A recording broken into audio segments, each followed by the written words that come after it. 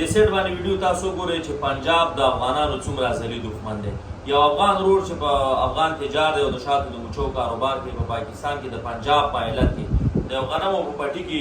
د شاتو مچۍ 300 پیټۍ ایښي دي. په دې خاطر باندې چې اوس وخت خیال د شوتلې ګل دی او د شوتلې د ګل څخه د مچۍ استفاده وکړي او شات جوړ کړي او دغه کار چې دی د دې پنجابي څخه اجازه اخیستې او د دې په اجازه باندې دا کار شوی دی. او کله چې دا مچۍ ځای په ځای کړي دي پنجابی راغلی دی او لاندې دا غنم ریبل شوي دي که نه د غنمو بیخونو ته یې اور اچولی دی او 300 د مچو دغه کومې پیټۍ چې دي دا یې د اور ښکار ګرځولي دي او افغان ته یې دومره ضرر رسولی دی. نو کله چې موږ افغانان د دوی پنجابیانو څخه موږ کرکه کوو نفرت کوو بیا خلک موږ ته وایي چې دا ستاسو اسلامي وروڼه دي اسلامي اخوت او ورورولي ده. تاسو په الله تعالی باندې یقین وکړئ چې پنجاب زموږ ازلي دښمن دی او په هیڅ کله دوی نه غواړي چې موږ د ارامه ژوند وکړو په ارام او په سکون سره د ژوند وکړو او څه رقم دی چې وس رسېږي هماغسې ضرر او تکلیف موږ ته رارسوي. که دا مچۍ چېرته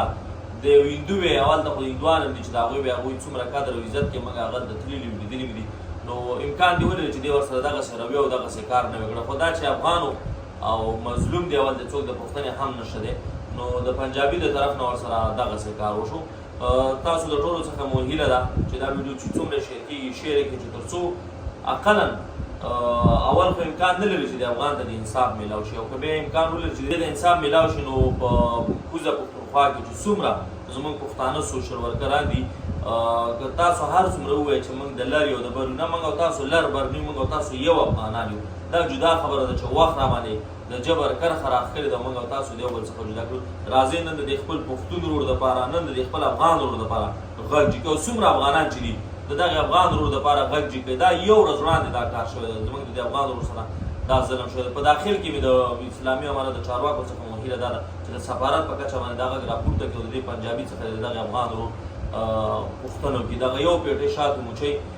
دا څومره قیمتي دي بیا زموږ د افغان ورور 300 پیټۍ د شاتو مچۍ ته اور ور اچولی دی. هغه دا خو ځکه چې هغه ژوندي شیزونه یې سوځولي د رسول الله صلی الله علیه وسلم حدیث دی چې ژوندي ساته تاسو اور نه شو د هغه ګناهونه او دا مسلې خو پرېږده خو دې ته چې څومره تاوان رسولی دا ډېره زیاته غټه خبره ده. دا ویډیو شیر کړئ چې تر څو د زموږ افغان ورور ته انصاف میلاو شي. مننه.